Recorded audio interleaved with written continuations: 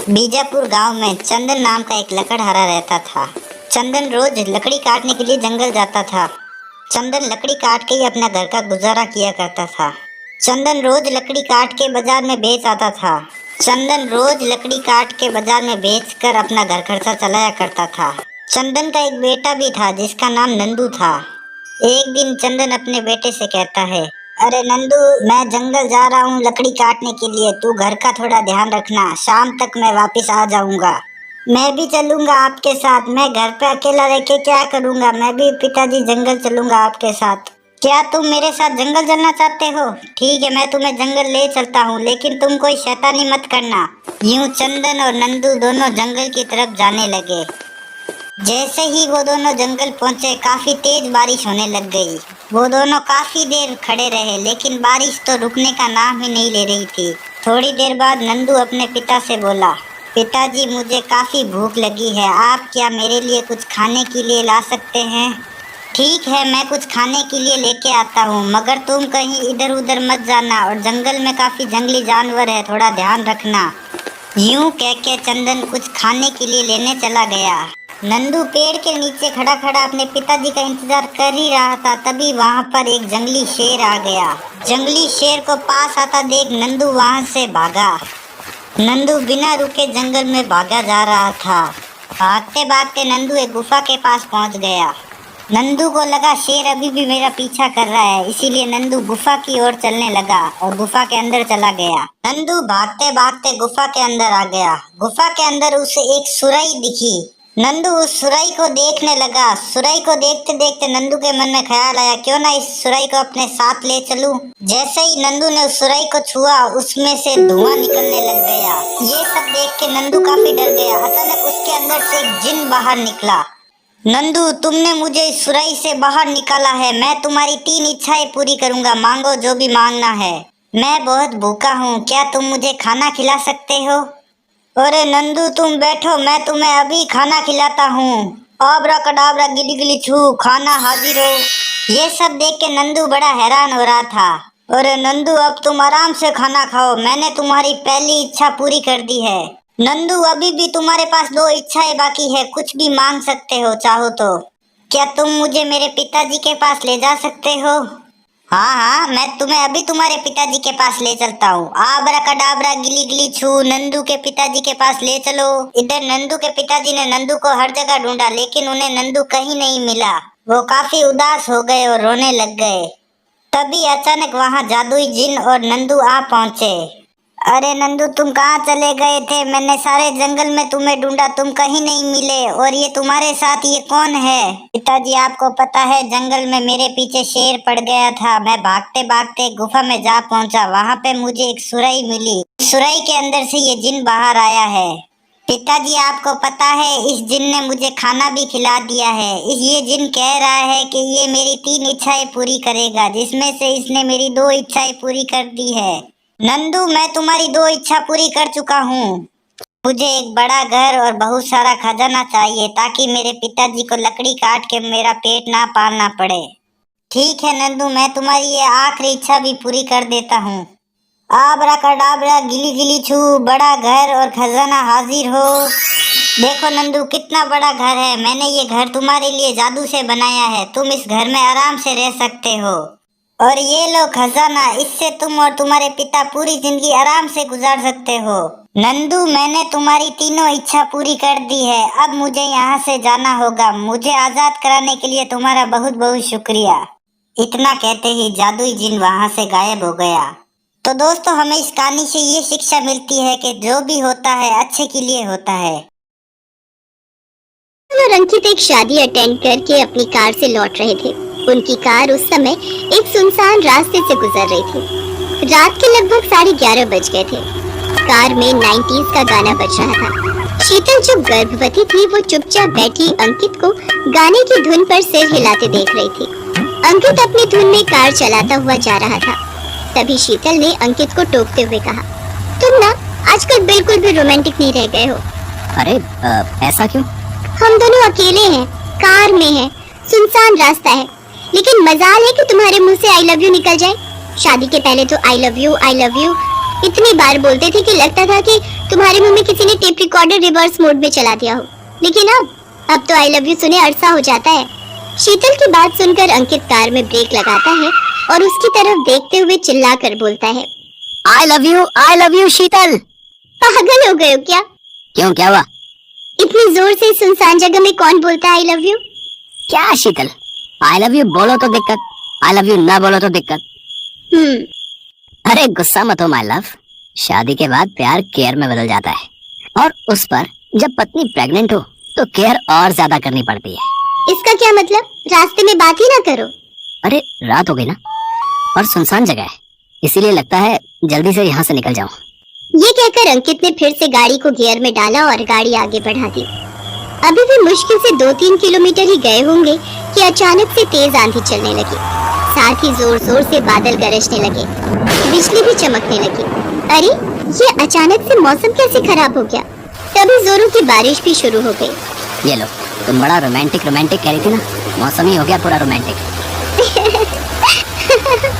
वो बारिश में धीरे धीरे बढ़े जा रहे थे। तभी कुछ दूर पर उन्हें एक बड़ा सा पेड़ गिरा दिखा और मजबूरन उन्हें गाड़ी रोकनी पड़ी। यार शीतल, ये तो बड़े बुरे फंसे हम लोग यार।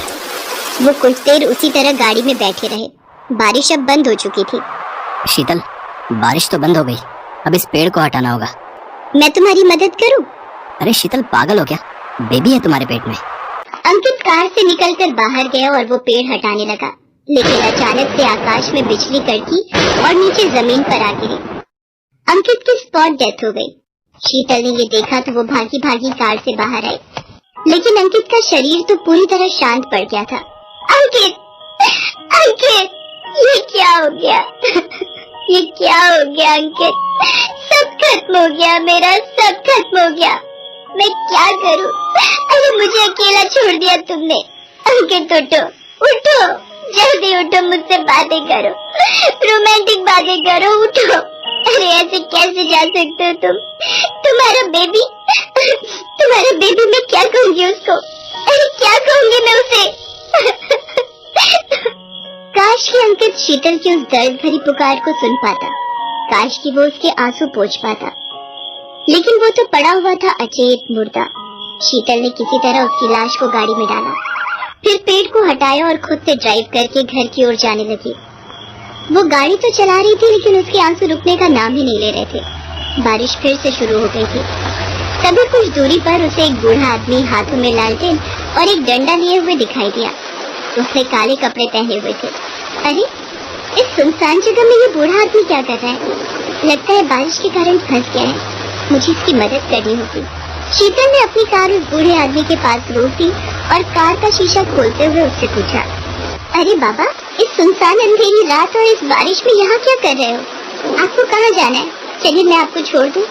जाना तो है बहुत दूर, लेकिन मैं ऐसे नहीं जा सकता। क्या मतलब? ऐसे नहीं जा सकता? मैं भूखा हूँ, बिना कुछ खाए मैं जा नहीं पाऊंगा। पर मेरे पास तो खाने को कुछ भी नहीं है बाबा।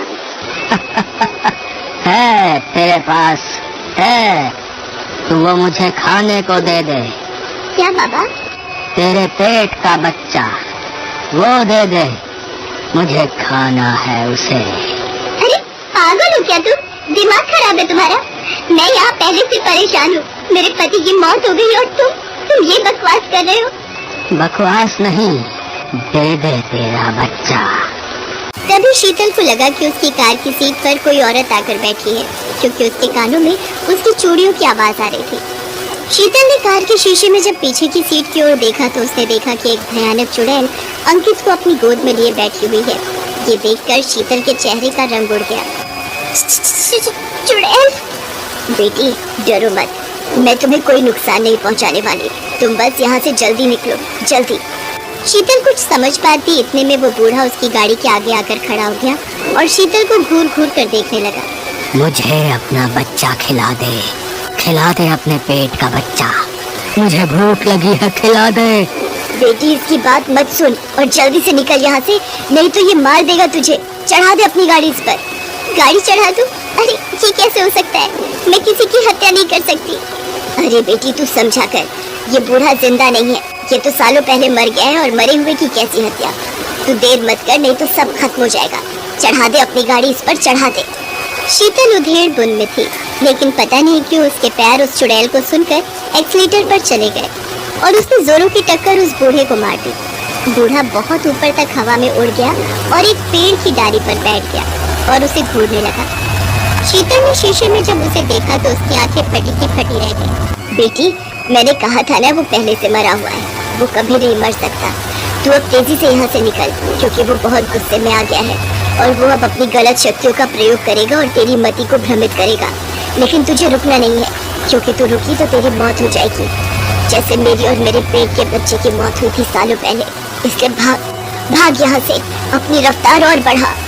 शीतल कार को भगाए जा रही थी, तभी उसने देखा कि सड़क पर कई सारे छोटे छोटे बच्चे घुटनों के बल उसकी कार की ओर चले आ रहे हैं। ये देखकर उसके हाथ पैर फूल गए। ये इतने सारे बच्चे सड़क पर कैसे आ गए? वो बच्चे नहीं है, वो उस भूत का फैलाया जाल है जो तुम्हारी बुद्धि को भ्रम में डाल रहा है। तू इन पर भी चढ़ा दे अपनी गाड़ी। नहीं, मैं नहीं कर सकती। ये करना पड़ेगा, नहीं तो ये भूत अपने मंसूबों में सफल हो जाएगा। और जानती हो, जो जो रात बढ़ेगी इसकी ताकत बढ़ेगी, इसके माया का जाल और बढ़ेगा, क्योंकि ये इसका इलाका है और इसमें प्रवेश करते ही इसके माया का जाल ताकतवर हो जाता है। इसलिए कुछ मत सोच और चढ़ा दे गाड़ी। और हाँ, जो जो रोशनी होगी इसकी माया खत्म भी होगी। शीतल ने कार उन पर चढ़ा दी, लेकिन जैसा कि उस चुड़ैल ने कहा था, वो सब कुछ उस भूत का फैलाया जाल था। कार की टक्कर के पहले वो सारे बच्चे गायब हो गए। उसके बाद उस बूढ़े भूत ने और भी अपना जाल फैलाया। सड़क पर अचानक एक बहुत बड़ी खाई बन गई। उसे देख शीतल फिर से डर गई। मत डर, वो खाई नहीं है, वो भूत का जाल है। चल निकल यहाँ से। शीतल ने अपनी गाड़ी आगे बढ़ा दी और फिर जैसा कि उस चुड़ैल ने कहा था, वो भी उस भूत का जाल ही था। शीतल की कार फिर से तेज रफ्तार में आगे बढ़ी। फिर उसने देखा कि आगे रेलवे का फाटक है और वो फाटक बंद है। उसे दूर से रेलगाड़ी भी आती हुई दिखाई दी। वो अपनी कार में ब्रेक लगाने ही वाली थी कि तभी, बेटी वो उसका जाल है, कोई ट्रेन नहीं आ रही है, निकल निकल यहाँ से जल्दी। वो बूढ़ा भूत आ रहा है अपनी तेज गति से तुझे मारने, तेरे बच्चे को मारने। शीतल ने अपनी कार को आगे बढ़ा दिया। आगे जाकर रास्ते में उसे हाथियों का झुंड दिखाई दिया, लेकिन चुड़ैल ने कहा कि वो सब चक्रव्यूह है उस भूत का, उसमें फंसना मत। शीतल ने गाड़ी आगे बढ़ा दी। आगे जाकर उसे रास्ते में एक गर्भवती औरत दिखी जो सड़क किनारे खड़ी उसे गाड़ी रोकने को कह रही थी। बिल्कुल भी मत रुकना, बिल्कुल नहीं, ये जाल है। मैं फंस चुकी हूँ इस जाल में और अपना बच्चा खो चुकी हूँ, लेकिन तुझे नहीं फंसने दूंगी, नहीं फंसने दूंगी तुझे। शीतल गाड़ी को भगाते हुए आगे निकल गई। वो गर्भवती औरत वहाँ से गायब हो चुकी थी। शीतल तेज रफ्तार से गाड़ी चलाते हुए जा रही थी। अब दिन निकल आया था, रोशनी होने लगी थी। मैं कब तक इस तरह भागती रहूंगी? वो भूत कब तक मेरा पीछा करता रहेगा? ये पूछती हुई शीतल ने जैसे ही कार के पीछे देखा तो वो चौंक गई, क्योंकि कार के पीछे तो कोई चुड़ैल थी ही नहीं। उल्टा अंकित उसे घूर घूर कर देख रहा था। ओए, इतना घूर क्यों रही है? बहुत देर सो गया क्या मैं? इतनी देर से तू गाड़ी चला रही है। शीतल अब भी आंखें फाड़े अंकित को देख रही थी। अंकित, तुम जिंदा हो? कहीं कहीं ये भी तो उस भूत का कोई जाल नहीं? जिंदा हो मतलब? भूत का जाल? और क्या हो गया तुझे? हैं? ये सब क्या बड़बड़ा रही है? लगता है कुछ ज्यादा ही कार चला ली तूने। शीतल अंकित को अब भी घूर घूर कर देख रही थी और उस चुड़ैल की बातों को याद कर रही थी, जब उसने कहा था कि सवेरा होते ही उस भूत का जाल समाप्त हो जाएगा। इसका मतलब अंकित की मौत भी उस बूढ़े भूत का एक जाल ही थी। हे भगवान, तेरा लाख लाख शुक्रिया। और शुक्रिया उस रखवाली चुड़ैल का जिसने मेरे परिवार को बिखरने से बचा लिया। इस घटना को आज कई साल बीत गए हैं, लेकिन शीतल जब भी उस घटना को याद करती है तो भीतर तक सिहर जाती है।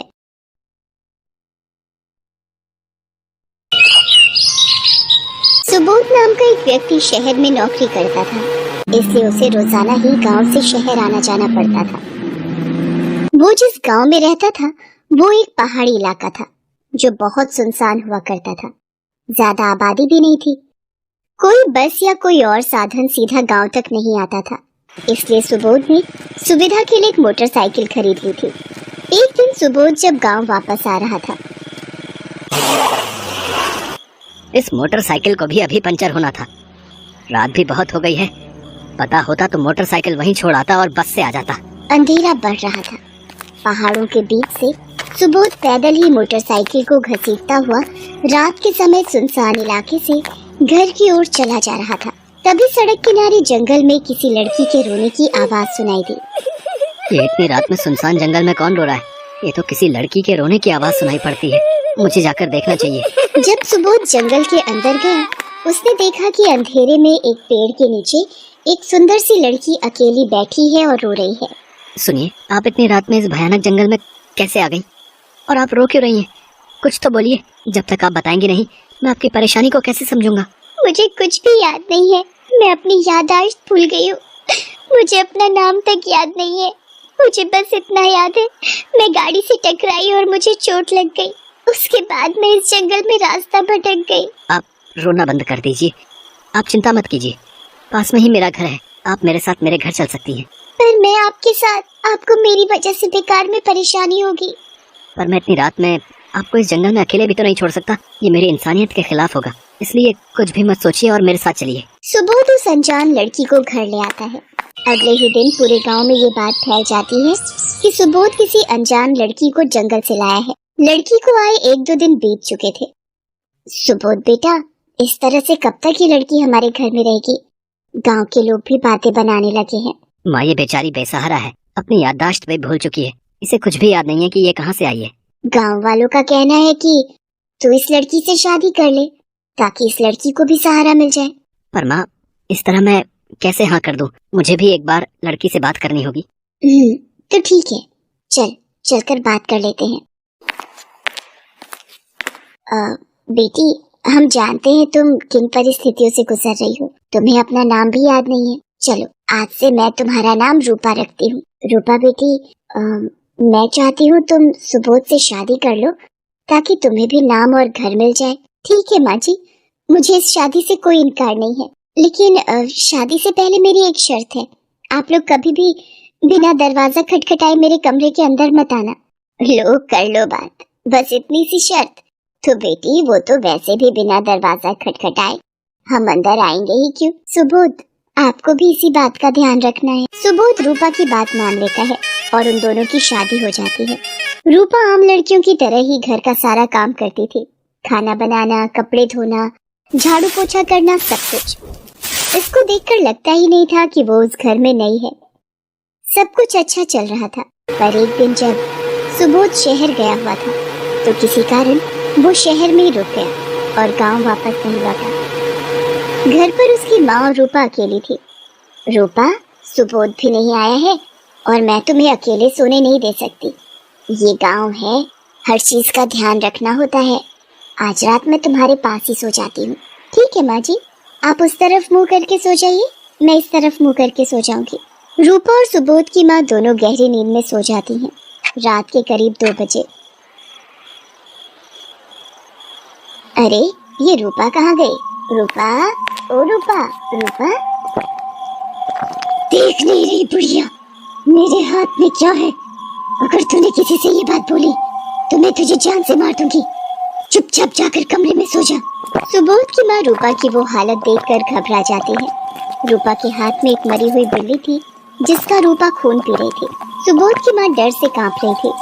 वो चुपचाप कमरे में आकर लेट जाती है। अगले दिन जब सुबोध आता है, रूपा बिल्कुल ठीक होती है, पर सुबोध की माँ अभी भी पिछली रात का सब कुछ नहीं भूल पाई थी। क्या हुआ रूपा? माँ की तबीयत ठीक नहीं है क्या? ठंड ज्यादा बढ़ गई है, इसलिए वो कंबल में आराम कर रही हैं। मैंने ही उन्हें कहा कि उन्हें आराम करना चाहिए। घर का काम तो मैं कर ही लेती हूँ, आप चाय पी लो। सुबोध की माँ सुबोध को रूपा की सच्चाई बताना चाहती थी, पर वो घबरा रही थी कि कहीं उसने रूपा की सच्चाई सुबोध को बताई तो रूपा उसे और सुबोध को जान से ना मार दे, इसलिए वो चुप रहने लगी। सुबोध की माँ एक तांत्रिक के पास जाती है और उसे सारी बात बताती है। तांत्रिक बाबा, अब आप ही बताइए मैं क्या करूँ? मेरे घर में एक चुड़ैल ने डेरा जमा लिया है, वो हम सबको मार देगी। कुछ कीजिए तांत्रिक बाबा। ठीक है, मैं कल तुम्हारे घर आऊंगा। सुबोध शहर चला जाता है। पीछे से तांत्रिक आता है। अच्छा, तो तू है जिसने इस घर पर कब्जा कर लिया है। तू क्या चाहती है, बोल। बुढ़िया, तुझे मैंने मना किया था ना कि तू ये बात किसी को भी नहीं बताएगी। तेरे से पहले ये तांत्रिक मरेगा। इस पर तो मेरी शक्तियों का कोई असर नहीं हो रहा है। मुझे यहाँ से भागना होगा। अब इस चुड़ैल से तुम्हें कोई नहीं बचा सकता।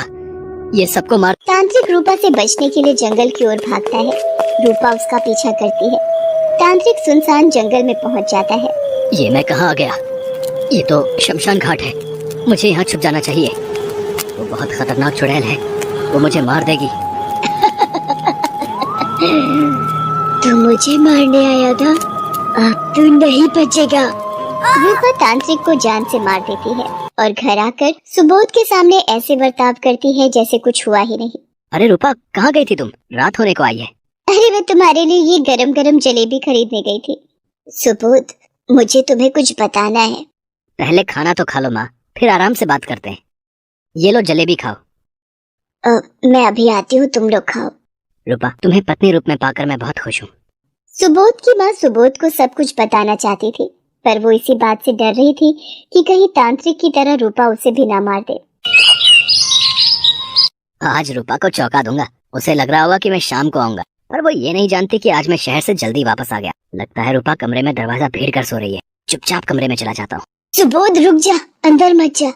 इससे पहले कि सुबोध अपनी माँ की बात को सुन पाता, उसने कमरे का दरवाजा खोल दिया। कमरे में सुबोध ने जो देखा उसको देखकर उसके होश उड़ गए। रूपा के आसपास कुछ मरे हुए पक्षी पड़े थे और वो उनकी गर्दन मरोड़ मरोड़ कर उनका खून पी रही थी और उन्हें चबा चबा कर खा रही थी। रूपा के सारे मुंह पर खून लगा हुआ था। ये देखकर सुबोध की चीख निकल गई। मैंने तुम्हें मना किया था ना कि कभी भी बिना दरवाजा खटखटाए अंदर मत आना। अब तू भी इन सब की तरह मारा जाएगा। मैं तेरा खून पी जाऊंगी। रूपा, होश में आओ, छोड़ो मुझे। सुबोध मेरे बच्चे, मैं यही तो तुझे बताना चाहती थी कि ये रूपा हमारी बहू नहीं, एक चुड़ैल है। ये पवित्र गंगा जल इसके ऊपर छिड़क दे, ये शांत हो जाएगी। सुबोध रूपा के ऊपर गंगा जल छिड़क देता है, जिसकी बूंदें पड़ते ही रूपा बेहोश हो जाती है और अपने रूम में आ जाती है। सुबोध अपनी माँ के साथ मंदिर के पंडित जी के पास जाता है और सारी बात बताता है। मैंने अपनी अदृश्य शक्तियों से सब जान लिया है। रूपा के ऊपर एक बुरी आत्मा का साया है। जब तक वो उसके शरीर में रहेगी तब तक रूपा ठीक नहीं हो सकती। तुम्हें उस आत्मा के शरीर को जलाना होगा, तभी वो रूपा के शरीर से अलग होगी। रूपा वही लड़की है जिसके माता पिता शमशान के पास वाली सड़क पर हादसे में कुछ समय पहले गुजर गए थे। रूपा बेहोश शमशान घाट में एक रात पड़ी रही। वहीं पर इसके ऊपर इस चुड़ैल ने अपना कब्जा कर लिया। तुम जल्दी से उस चुड़ैल के शरीर को अग्नि दो, तभी रूपा ठीक हो पाएगी। इसके लिए तुम्हें इसी समय शमशान में जाना होगा। सुबोध पंडित जी और माँ के साथ शमशान घाट पहुँचता है। अंधेरा बढ़ता जा रहा था। सुबोध घबरा रहा था। वो सामने उस जगह पर तुम्हें अग्नि देनी है, जल्दी करो। रूपा, तुम? पंडित जी, ये तो रूपा की बॉडी है, मैं इसे कैसे? ये चुड़ैल धोखा कर रही है। मैं रूपा के शरीर को घर पर मंत्रों से बांध कर आया हूँ। जल्दी करो सुबोध, इस जगह को जला दो। सुबोध उस जगह पर मिट्टी का तेल छिड़क कर आग लगा देता है। जैसे ही सुबोध उस जगह पर आग लगाता है, घर पर मंत्रों से बंधी रूपा के शरीर से आत्मा तड़प तड़प कर बाहर निकल जाती है। और जैसे ही सुबोध और उसकी माँ पंडित जी के साथ घर पहुँचते हैं, रूपा उन्हें होश में दिखती है। वो सुबोध से लिपट कर रोने लगती है। घबराने की कोई बात नहीं है, रूपा बिल्कुल ठीक है। तुम दोनों सदा खुश रहो। रूपा, घबराओ नहीं बहू, अब तुम बिल्कुल ठीक हो। आप सबने मुझे ठीक कर दिया। अगर आपकी जगह कोई और होता तो कब का मुझे मार देता। रूपा, तुमसे 7 जन्म निभाने का वादा किया है, ऐसे ही थोड़ी हिम्मत हार जाता। तुम मेरी धर्म पत्नी हो और तुम्हारा सुख दुख में साथ निभाना मेरा फर्ज। प्राचीन काल में एक सेठ जी के 7 पुत्र थे। 7 के विवाह हो चुके थे। सबसे छोटे पुत्र की पत्नी श्रेष्ठ चरित्र की थी, परंतु उसके कोई भाई नहीं था। एक दिन सभी बहुएं घर लीपने के लिए पीली मिट्टी लेने गईं। जैसे ही बड़ी बहू ने मिट्टी खोदी, वहां से एक सर्प निकला तो बड़ी बहू खुरपी से उस सर्प को मारने लगी। यह देखकर छोटी बहू ने उसे रोकते हुए कहा, मत मारो इसे, यह बेचारा निरपराध है। यह सुनकर बड़ी बहू ने उसे नहीं मारा।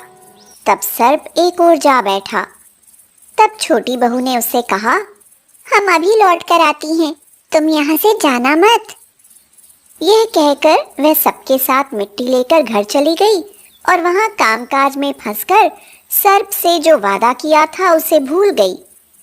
उसे दूसरे दिन वह बात याद आई तो वहाँ पहुँची और सर्प को उस स्थान पर बैठा देखकर बोली, सर्प भैया नमस्कार। तू भैया कह चुकी है, इसलिए तुझे छोड़ देता हूँ, नहीं तो झूठी बात कहने के कारण तुझे अभी डस लेता।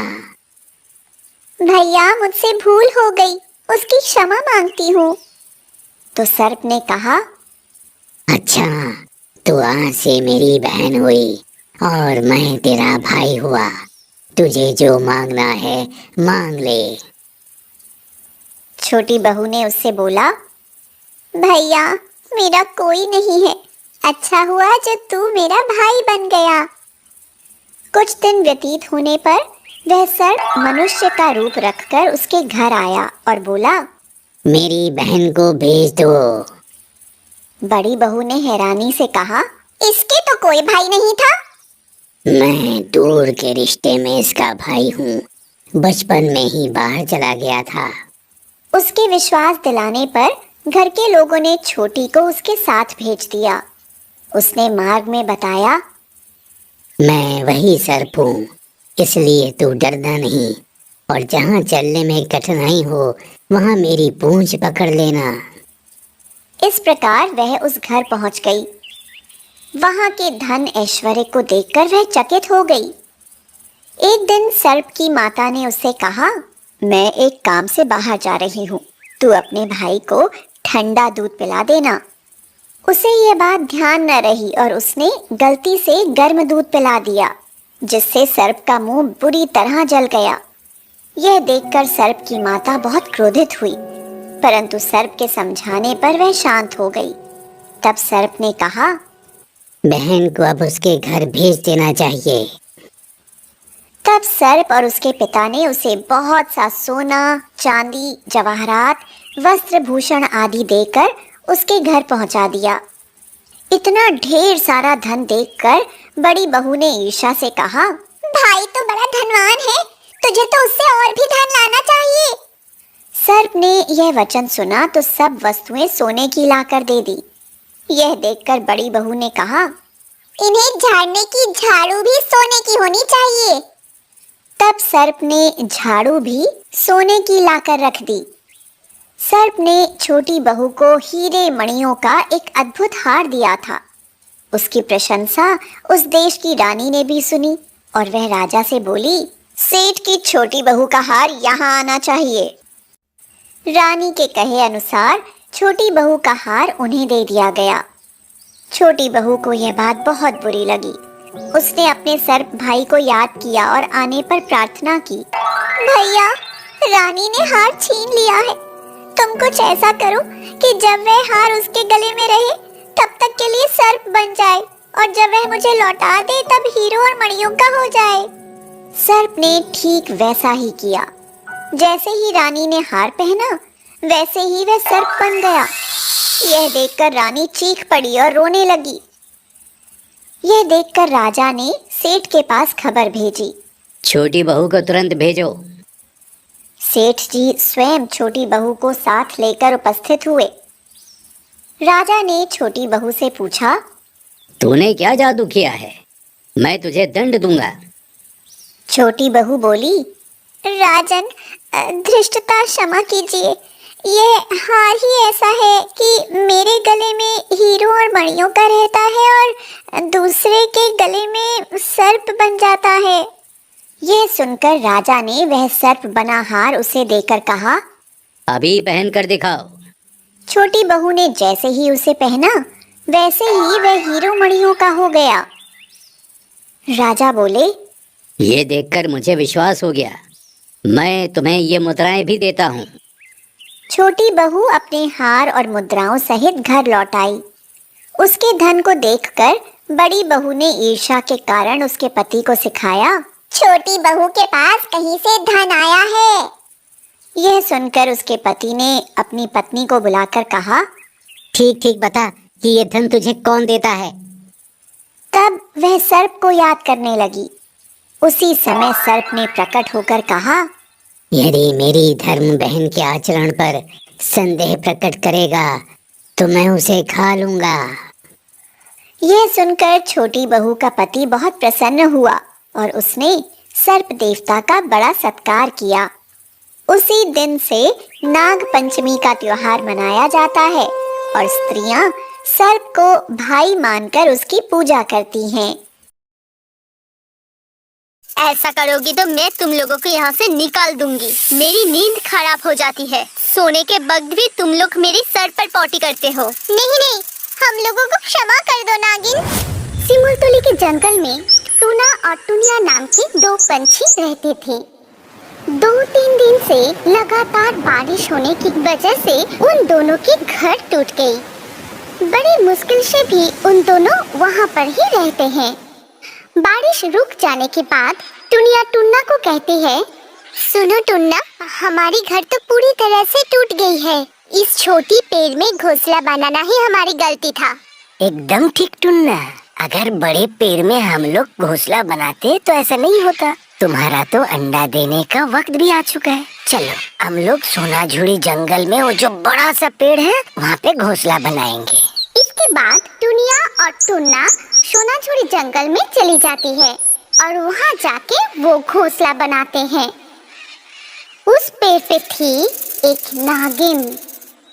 वो नागिन उन दोनों को घर बनाते हुए देखती है और बहुत गुस्सा होते हैं और मन ही मन कहती है, अच्छा ये बात है।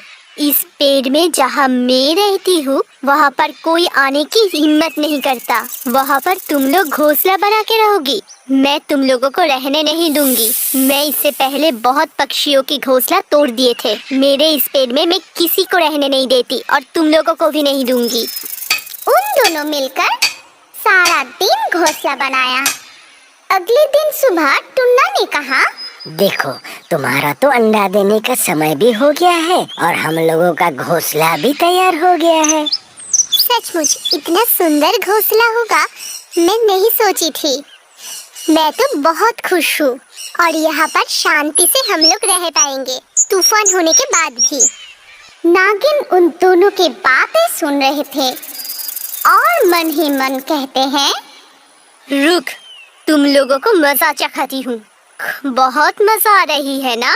देखती हूँ तुम लोग कैसे यहाँ पर रहते हो। मैं तो तुम लोगों को नहीं रहने दूंगी। उस पेड़ के चारों तरफ बहुत ही साफ सुथरा था, लेकिन वो पंछियाँ पॉटी करना शुरू कर देती है। वो जगह भी बहुत गंदी हो गई। अगले दिन सुबह नागिन ने उस गंदी जगह को देखकर कही, छी छी छी छी छी छी, मेरा प्रिय पेड़ को ये लोग कितना गंदा कर दिया है। छी, आसपास क्या कर रखा है? पूरी रात ये लोग पॉटी करके गंदा कर दिया है। रोज ऐसे ही चलता रहा तो मैं ही यहाँ पर रह नहीं पाऊंगी। उसी दिन सुबह टुन्ना ने कहा, तुम्हारा तो अंडा देने का समय हो गया है। कुछ खाने का इंतजाम तो करना पड़ेगा। ये तो हमारे लिए नया जगह है और यहाँ पे खाने का कुछ दिख भी नहीं रहा है। चलो थोड़ा दूर जाके कुछ खाने का ले आए हम लोग। ये कह के वो दोनों जब खाना ढूंढने के लिए जाती है तब वो नागिन जाके जोर जोर से मार मार के उन दोनों के घर को तोड़ देती है और कहती है, देख अब कैसे लगती है। तुम लोग आके देखोगे, तुम लोगों का घोंसला और नहीं है। अब देखती हूँ तुम लोग कैसे यहाँ पर रहोगे, कैसे यहाँ पर अंडे दोगे। ये जगह तो पूरी गंदा कर दिया है पॉटी कर करके। उधर उन दोनों ने खाना ढूंढने के लिए इधर उधर घूमते हुए नदी के किनारे जाकर बैठी। तभी उन दोनों के साथ नीनी और पॉपी का मुलाकात हुई। नीनी और पॉपी उन दोनों के पहले वाले घोंसले के पास रहता था। क्या हुआ? तुम लोग यहाँ पर? घर टूट जाने के बाद तुम लोग तो दिखाई नहीं देते। हम लोग यहाँ सोनाझुरी जंगल में रहते हैं। मैं तो अंडा दूंगी। अंडा देने के वक्त तो एक अच्छा घर चाहिए ना, इसीलिए यहाँ पर एक बड़ा सा पेड़ में घोंसला किया है। तुम लोग एक दिन आओ, सब एक साथ मिलकर मजा करेंगे। तू पहले अंडे दे, उसके अंदर से बच्चा निकल आए, उसके बाद एक दिन तुम्हारे बच्चे को देखने जाऊंगा। ढेर सारे शुभकामनाएं। अच्छा ठीक है, तुम लोग वही करो। चलो टुनिया, अब हम लोग घर वापस जाएं। जब वो दोनों लौट आई और देखा कि उन दोनों की घोंसला नीचे गिरा हुआ था। ये क्या टुन्ना, हमारा इतना बड़ा नुकसान किसने किया? हाय हाय हाय हाय। होगा? हमने इतना मेहनत करके ये घोंसला बनाया था, पूरी टूट गई है। नया घर बनाने में बहुत कष्ट होगी। आज तो तूफान भी नहीं हुआ है, फिर ये घर कैसे टूट गया? मुझे लगता है कोई जानबूझकर ये सब किया है। अच्छा टुनिया, तुम इतना सोच क्यों रही हो? देखो, जो होना था वो हो गया। अंडा देने के लिए अभी भी 2-3 दिन बाकी है। घोंसला नहीं बनेगा तो फिर तुम अंडा कैसे दोगी? चलो फिर से थोड़ा मेहनत करके एक घोंसला बनाते हैं। इसके बाद वो दोनों फिर से घर बनाने में लग गई और नागिन सब देख रही थी और मन ही मन कहा, ये तो बहुत जिद्दी पक्षी है। मैंने घोंसला तोड़ दिया, फिर भी तुम लोग इस पेड़ में ही घोंसला बना रहे हो। चलो टुनिया, हम लोग और थोड़ा मजबूत लकड़ी वकड़ी पेड़ वेड़ जुगाड़ करते हैं, जिससे कोई भी ये घोंसला आसानी से तोड़ ना पाए। फिर वो दोनों निकल पड़ती है घास और पत्तियां लाने के लिए। फिर नागिन आ गई थी उन लोगों के घर तोड़ने के लिए। ठीक उसी वक्त टूना और टूनी भी आ जाती है। रुको, खबरदार, कौन हो तुम और तुम क्यों हमारा घोंसला तोड़ रही हो? हमने तो कोई तुम्हारा नुकसान नहीं किया, सिर्फ एक घोंसला बना के हम लोग रहना चाहते हैं। नहीं, मैं मेरी पेड़ में किसी को रहने की अनुमति नहीं देती और तुम्हें भी नहीं दूंगी। तुम लोग चले जाओ, नहीं तो मैं ये फिर से तोड़ दूंगी। तुम लोग नहीं रहोगी। कृपा करके हम लोगों को रहने दो, कुछ दिन और मुझे रहने दो। अंडे से बच्चे निकलने के बाद ही हम चले जाएंगे। ऐसे हालत पर हम लोगों को यहाँ से मत निकालो। ठीक है, पर ज्यादा दिन नहीं, 2-3 दिन के अंदर तुम लोगों को चले जाना पड़ेगा। लेकिन हाँ, तुम लोग मेरी जगह को गंदा नहीं करोगे। पूरा दिन पॉटी करके तुम लोगों ने इस जगह को गंदा कर दिया है। ऐसा करोगी तो मैं तुम लोगों को यहाँ से निकाल दूंगी। मेरी नींद खराब हो जाती है। सोने के वक्त भी तुम लोग मेरी सर पर पॉटी करते हो। नहीं, हम लोगों को क्षमा कर दो नागिन, ऐसी गलती दोबारा नहीं होगी। इसी तरह एक दिन बीत जाते हैं। आज को लेकर तो 2 दिन हो ही गया। कल टुनटुनी को यहाँ से चले जाने के लिए कहूँगी। मैं आज थोड़ा सा वो खेत से घुमाती हूँ। उसी दिन सुबह टुनिया के अंडे से बच्चे निकल आती है और टुनी और टूना भी बहुत खुश थे। देख रही हो टुनिया, हमारी बच्चे बिल्कुल तुम्हारी तरह हुआ है। सुनते हो, अब तो हमारी बच्चियों को लेकर यहाँ से चले जाना पड़ेगा। एक बात तो हमने सोचा ही नहीं, बच्चियों तो अभी अभी अंडे से निकली है, अभी तो वो लोग उड़ भी नहीं पाएगा। अभी हम लोग कैसे घोंसला छोड़ के जाएंगे? तुम सही बात बोली हो। चलो हम लोग नागिन के पास जाते हैं। नागिन, नागिन, अंदर हो क्या? तुम्हारे साथ कुछ बात करनी थी। लेकिन उन दोनों को कोई आवाज नहीं मिली। अंदर से तो कोई आवाज नहीं आया। चलो हम लोग बगल के खेती वाले जमीन में देखते हैं। खेत की तरफ जाते हुए देखते हैं 2 शिकारी उन लोगों की जाल में नागिन को बंदी बना लिया था। तुम लोग नागिन को क्यों बंदी बनाए हो? तुम लोग चले जाओ, नहीं तो तुम लोगों को भी पकड़ लेंगे। नागिन के सर पे नागमणि है। नागिन को मार के वो मोनी बेच के हम लोग बहुत अमीर बन जाएंगे, समझे? हम लोग बहुत अमीर हो जाएंगे। मत मारो मुझे, छोड़ दो मुझे। तुम परेशान मत हो नागिन, हम लोग है ना। तुमने हमें मुसीबत के समय रहने दिया था, हम लोग तुम्हें कुछ नहीं होने देंगे। ऐसा है क्या? तुम लोग हमारे साथ लड़ोगे? तुम लोगों का इतना हिम्मत? इसके बाद टुनिया और टूनी मिलकर उन दोनों शिकारी को सर पर जोर जोर से मारने शुरू कर देती है। फिर वो दोनों घायल होकर तड़पने लगता है। फिर टूनी और टूना मिलकर अपनी चोंच से जाल को काटना शुरू कर देती है और नागिन को वहाँ से मुक्ति दिलाती है। सच में आज तुम लोग नहीं रहते तो मैं जिंदा ही नहीं रहती। मैंने तुम लोगों के साथ गलत किया। तुम लोगों को कहीं जाने की जरूरत नहीं है। तुम लोग मेरी घोंसले में ही रहो। हम लोग एक साथ मिलजुल के रहेंगे। सचमुच हमारी परेशानी दूर हुई। ये देखो नागिन, हमारी बच्ची। सुनो, तुम लोगों को एक बात बताती हूँ। तुम लोगों की बच्ची बहुत खूबसूरत है। इन लोगों को अच्छे से देखभाल करना। मेरे पास और एक जादुई नागमणि है जो मैंने किसी को नहीं बताया। उस नागमणि को जो खाना बताओगे वो खाना तुम्हारे सामने ला देगी। उसके बाद नागिन जाकर वो मोनी उन दोनों के हाथ में सौंप देती है और वो सब मिलकर बहुत खुशी से आनंद के साथ रहने लगती है।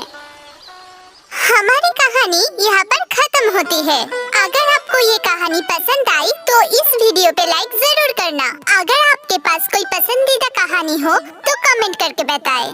सबसे अच्छा कहानी चुन के हम ऐसे ही कार्टून बनाएंगे। और अभी हमारे अगले वीडियो देखने के लिए स्क्रीन के ऊपर इस वीडियो पर क्लिक कीजिए और रियो बर्ड्स के और भी वीडियो देखते रहिए।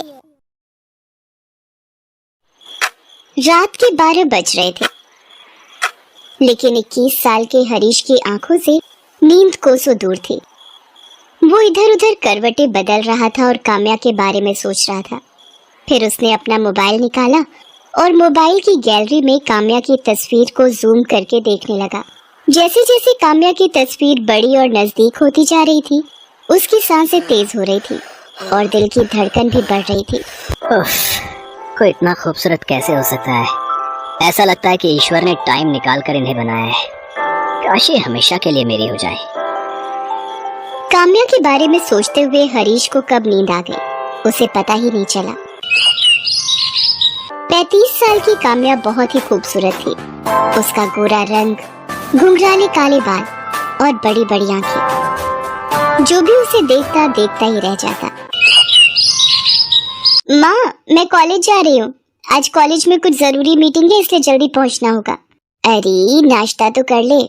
माँ, मैंने चाय पी ली है, कैंटीन में कुछ खा लूंगी। काम्या अपनी माँ के साथ दिल्ली में रहती है। काम्या ने अब तक शादी नहीं की थी। वो दिल्ली के ही एक कॉलेज में इकोनॉमिक्स की प्रोफेसर थी। अपने सब्जेक्ट में वो बहुत ही माहिर थी, इसलिए कॉलेज के प्रोफेसर के साथ साथ स्टूडेंट्स भी उसे बहुत मानते थे। काम्या आज भी अपने स्टूडेंट्स की क्लास ले रही थी। उन्हीं स्टूडेंट्स में हरीश भी था, जो उसे घूर घूर कर देख रहा था और मन ही मन उनके बारे में कुछ सोच रहा था। इकोनॉमिक्स जैसे बोरिंग सब्जेक्ट्स को भी काम्या मैम कितना इंटरेस्टिंग बना देती है। ये खुद भी तो इतनी इंटरेस्टिंग है कि इनसे पीछे छुड़ाना मुश्किल हो जाता है। हरीश काम्या मैम के ख्यालों में खोया हुआ था। तभी काम्या ने उससे एक सवाल पूछा। अब हरीश का ध्यान उनकी पढ़ाई पर रहता तब तो वो जवाब देता। उसका ध्यान तो काम्या मैम पर था। हरीश, क्या बात है? तुम्हारा ध्यान कहाँ रहता है? मैं जब भी तुमसे कोई सवाल पूछती हूँ तुम इधर उधर देखने लगते हो।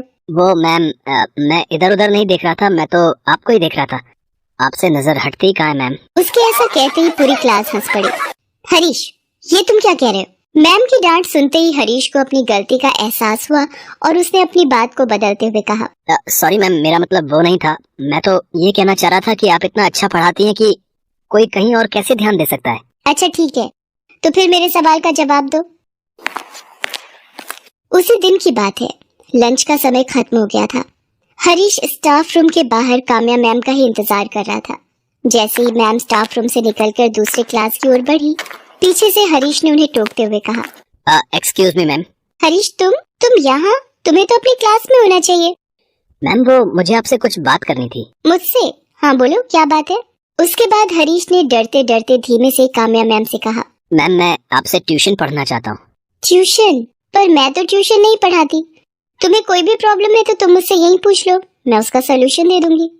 सॉरी मैम, लेकिन यहाँ इतने सारे स्टूडेंट्स होते हैं कि मैं पूछ ही नहीं पाता, और कभी कभी तो लगता है कि कहीं मेरे किसी क्वेश्चन पर वो हंस ना दें। अरे ये क्या बात हुई? क्वेश्चन पूछने पर कोई क्यों हंसेगा? जितनी मर्जी है और सब्जेक्ट से रिलेटेड जो भी सवाल है तुम पूछो। एक बार नहीं, बार बार पूछो, लेकिन ट्यूशन के लिए मुझसे मत कहो।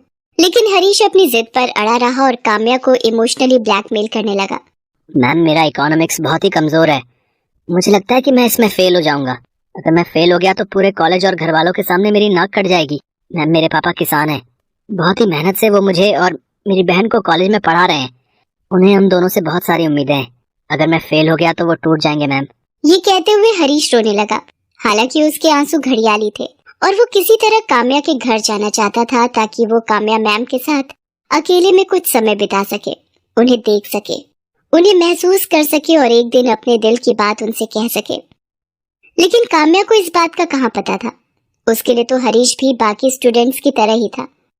आखिरकार काम्या ने उसे 1 घंटे घर पर ट्यूशन देने की बात कही। साथ ही ये भी कहा कि हरीश, तुम ये बात किसी और स्टूडेंट को मत बताना कि मैं तुम्हें ट्यूशन दे रही हूँ, क्योंकि मैं पर्सनली ट्यूशन के बहुत ही खिलाफ हूँ। भला ये बात हरीश किसी को क्यों बताता। हरीश अगले दिन से काम्या मैम के घर ट्यूशन पढ़ने जाने लगा। हरीश को काम्या के घर जाते हुए 1 हफ्ते हो गए थे। एक दिन काम्या उसे पढ़ा रही थी और वो हमेशा की तरह पढ़ाई से ज्यादा उनकी खूबसूरती में खोया हुआ था। मैम बुरा ना माने तो आपसे एक बात कहूँ। हाँ हाँ बोलो। मैम आप गलत प्रोफेशन में हैं। क्या मतलब गलत प्रोफेशन में हूँ? तुम्हारे हिसाब से मुझे किस प्रोफेशन में होना चाहिए था? मैम आप इतनी खूबसूरत हैं कि आपको तो हीरोइन होना चाहिए था। कसम से फैंस की लाइन लगी होती है आपके घर के बाहर और उन फैंस में मैं सबसे आगे होता। उसकी बातों को सुनकर काम्या ने मुस्कुराते हुए उससे कहा, मेरी तारीफ करने के लिए शुक्रिया, लेकिन I am very happy with my profession. मैं बहुत खुश हूँ। इनफैक्ट मैं बचपन से ही टीचर बनना चाहती थी ताकि समाज में वो बदलाव ला सकूं जिससे समाज ग्रो करे, वो नए सपने देखे और इस दुनिया को खूबसूरत। हरीश काम्या के यहाँ ट्यूशन पढ़ने आता रहा, लेकिन काम्या को अब ये एहसास होने लगा था कि वो पढ़ाई से ज्यादा उसमें दिलचस्पी ले रहा है। एक दिन तो उसने बहुत ही पर्सनल सा सवाल काम्या से किया। आपकी थिंकिंग आपकी ही तरह खूबसूरत है मैम। मैम आप इतनी खूबसूरत हैं तो फिर आपने अब तक शादी क्यों नहीं की? क्या आप किसी से लव करती हैं? उस दिन काम्या ने हरीश को टोक दिया और कहा, देखो हरीश, तुम यहाँ जिस काम के लिए आते हो वही करो। मेरी पर्सनल लाइफ में इंटरफेयर मत करो और ना ही पर्सनल बातें करो। मैं देख रही हूँ कि तुम पढ़ाई से ज्यादा मेरी निजी जिंदगी में इंटरेस्ट लेते हो। मेरा फेवरेट कलर क्या है, मेरा फेवरेट खाना क्या है, मैं शादी कब करूंगी नहीं करूंगी, इन सब बातों में मत उलझो। और अगर आइंदा तुमने इस तरह की बातें की तो तुम्हें यहाँ आने की कोई जरूरत नहीं है। आई एम सॉरी मैम, मैंने आपको हर्ट किया। मेरा ऐसा कोई मतलब नहीं था। उस दिन हरीश घर जाकर काम्या के बारे में ही सोचता रहा। आज मैंने काम्या मैम का दिल दुखा दिया। मुझे ऐसा नहीं करना चाहिए था। आखिर मैं प्यार करता हूँ उनसे और कोई भी प्यार करने वाला अपनी प्रेमिका को हर्ट तो नहीं करता। हरीश को ये सब सोचकर नींद नहीं आ रही थी। उसने उसी समय काम्या से माफी मांगने का सोचा। उसने अपने घर के गमले से एक गुलाब का फूल तोड़ा और रात के 10:30 बजे काम्या के घर की ओर चल पड़ा। आज मैं काम्या मैम से माफी तो मांगूंगा ही, साथ ही उनसे अपने दिल की बात भी कह दूंगा। आखिर एक ना एक दिन तो उनको बोलना ही पड़ेगा ना। बिना बोले तो उन्हें मेरे दिल की फीलिंग्स कैसे पता लगेंगी। काम्या के घर पहुंचते पहुंचते रात के 11:30 बज गए थे। हर ओर सन्नाटा छा गया था। काम्या के घर का दरवाजा भी बंद था। मैम के घर का दरवाजा तो बंद है, लेकिन मैं उनसे माफी मांगे बिना और दिल की बातें कहे बिना नहीं जाऊंगा। उसके बाद हरीश पाइप के सहारे काम्या मैम की बालकनी में पहुंचा, फिर घर के अंदर चला गया। काम्या उस समय सो रही थी। हरीश मैम को देखने लगा। मैम सोए हुए में भी कितनी खूबसूरत लग रही हैं। ऐसा लग रहा है कि मैं इन्हें गले लगा लूं। हरीश मैम की तरफ बढ़ने लगा। तभी हरीश के मोबाइल की रिंग बजी। जब तक वो अपने फोन को साइलेंट मोड में करता, रिंग की आवाज से काम्या की नींद खुल गई। उसने अपने सामने हरीश को देखा तो वो बहुत डर गई। हरीश, तुम यहाँ और इस वक्त? तुम अंदर कैसे आए? मैम मैं आपसे माफी मांगने आया हूँ। माफी? किस बात की? मैम मैं आपसे पर्सनल सवाल अब कभी नहीं करूँगा। ये कहने के लिए तुम इतनी रात को और इस तरह मेरे घर आए हो? ये कहकर हरीश ने गुलाब का फूल काम्या की ओर बढ़ाते हुए कहा, आई लव यू मैम। मैं आपसे बहुत प्यार करता हूँ।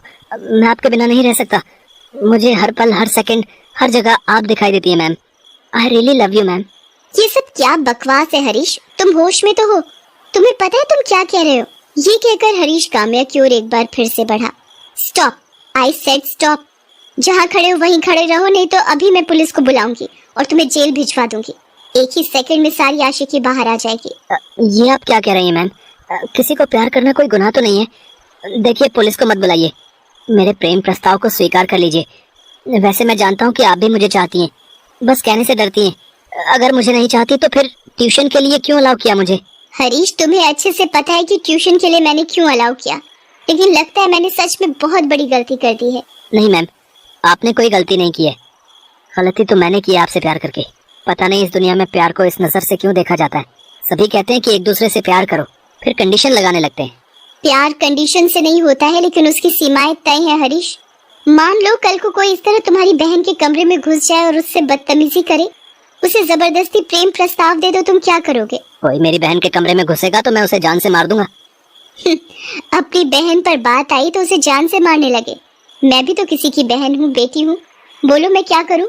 मैं भी मार दूं तुम्हें जान से, या तुम पर केस करके तुम्हें जेल भिजवा दूं? क्यों अपने परिवार की इज्जत मिट्टी में मिलाने पर तुले हो? हरीश, ये पढ़ने का समय है, करियर बनाने का समय है। उस पर ध्यान दो और कभी भी सीमाओं को मत लांघो। काम्या की बात धीरे धीरे हरीश को समझ में आने लगी। उसे अपनी गलती का एहसास हो गया। उसने काम्या से माफी मांग ली और वापस लौट गया। उस दिन के बाद उसने अपनी पढ़ाई पर फोकस करना शुरू किया और जल्द ही उसकी गिनती अच्छे और इंटेलिजेंट स्टूडेंट के रूप में होने लगी।